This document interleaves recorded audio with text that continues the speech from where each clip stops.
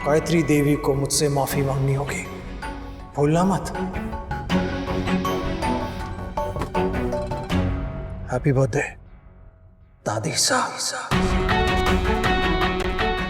Box के अंदर ऐसा क्या था जिसे देखकर अवनी के होश उड़ गए? आखिर क्या है उस बॉक्स के अंदर जिसे देखकर गायत्री देवी और अवनी इतना घबरा गई? अरे रोको, कोई रोको गौतम को। 2 साल हमारे साथ रह रहा है, लेकिन हम जान नहीं पाए कि हमारे साथ कौन रह रहा है। मैंने तो उसको झापड़ मार दी और बर्बाद हो जाएंगे। आखिर क्या है उस बॉक्स के अंदर जिसे देखकर गायत्री देवी इतना घबरा गई? कौन था जिसने गौतम को वो बॉक्स ला कर दिया?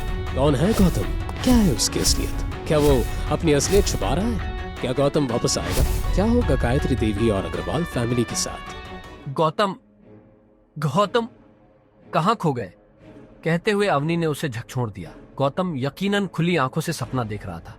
वो यही सोच रहा था कि यह महंगा नेकलेस अभी के अभी दादीसा को दे और अपनी असलियत बता दे, पर शायद यह सही नहीं होगा। अपनी सच्चाई अभी बाहर लाने के लिए गौतम तैयार नहीं था। उसने धीरे से गिफ्ट छुपाने की कोशिश की, मगर तभी नील ने वो गिफ्ट बोझ छीन लिया। अरे, इसमें तो बेहद कीमती हार है। इस कंगाल के पास कहां से आया? जरूर चुराया होगा। नील की बात सुनते ही सभी लोग घर के अंदर जमा हो गए। सभी की तीखी नजरें देखकर अवनी का मन सहम चुका था। वो शर्मिंदगी से किसी को देख भी नहीं पा रही थी। ये देखिए, हमारा प्यारा घर जमाई कितना बड़ा हाथ मारने जा रहा था। किसी की नजर यहां नहीं थी और इसने हाथ साफ कर लिया। अच्छा हुआ मैंने इन भाई साहब को देख लिया, वरना पता नहीं इसका और क्या क्या दहेज का सामान चुराने का इरादा था। ये बात सुनते ही शनाया ने नील के हाथ से नेकलेस ले लिया और उसे ध्यान से देखने लगी। शनाया ने गुस्से में अपनी दादी से कहा, दादी साई, वही 13 लाख वाला नेकलेस है जो मुझे ज्वेलरी स्टोर में पसंद आया था। ये देखिए, इस घर जमाई ने 1,00,000 2 लाख पर नहीं, सीधा 13 लाख पर अपना हाथ मारा है। गायत्री देवी ने उसी वक्त अपने चेहरे से चश्मा हटा लिया और घूरकर गौतम को देखने लगी। शनाया अपनी बात कहते हुए गायत्री देवी के पास आ गई और रोते हुए बोली, जरूर राठौड़ परिवार को पता होगा कि मुझे ये नेकलेस बहुत पसंद है, इसलिए उन्होंने खास मेरे लिए इसे यहाँ पैक करवा कर भेजा है। लेकिन इस गौतम के बच्चे की नजर हमारी सारी चीजों पर है। दादी साहब, आप पुलिस को फोन कीजिए, इसे आज के आज पुलिस के हवाले करना होगा। अगर आज इसे छोड़ दिया तो इसकी हिम्मत और बढ़ जाएगी। शनाया की बात सुनकर गायत्री देवी गुस्से में गौतम और अवनी के सामने जाकर खड़ी हो गई। आखिर तुम चाहते क्या हो? हमारे घर की खुशियाँ तुमसे बर्दाश्त नहीं होती क्या?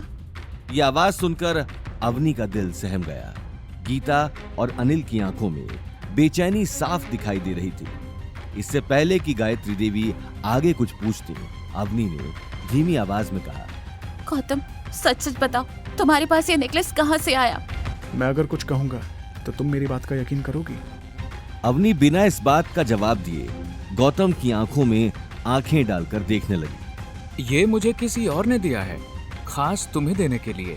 अच्छा, वाह, तुम जैसे फालतू आदमी को कोई इतनी महंगी चीज क्यों देगा? यहाँ पार्टी में बाकी सब लोग मर गए हैं क्या? कम से कम झूठ तो ऐसा बोलो जो हमें पच जाए। मैं झूठ नहीं बोल रहा हूँ, ये नेकलेस अवनी के लिए ही आया है और यहाँ राठौड़ परिवार की तरफ से जितने भी गिफ्ट्स आए हैं उसकी वजह भी अवनी ही है। अगर अवनी यहाँ नहीं आती तो ये गिफ्ट्स भी यहाँ नहीं होते। गौतम की बात सुनते ही सभी हैरानी से एक दूसरे को देखने लगे। रघुवीर और सिद्धार्थ के तो मानो पैरों तले जमीन ही खिसक गई थी। लेकिन अवनी को अब तक गौतम की बात पर यकीन नहीं हो रहा था। गौतम को भी इस बात का अंदाजा हो चुका था। उसने मौका देखते ही मुंशी जी को वापस आने का मैसेज कर दिया। गौतम, बस बहुत हुआ। आखिर और कितना झूठ बोलोगे तुम? तुम्हें दिख नहीं रहा कि तुम्हारी वजह से हमारे परिवार की कितनी बेइज्जती हो रही है? बस मुझे और कुछ नहीं सुनना। अभी के अभी दादी के पैरों में गिर के माफी मांगो। मैं सच कह रहा हूँ अवनी, ये नेकलेस मैंने चुराया नहीं है। अगर तुम्हें मेरी बात का यकीन नहीं है तो तुम पुलिस को बुला सकती हो।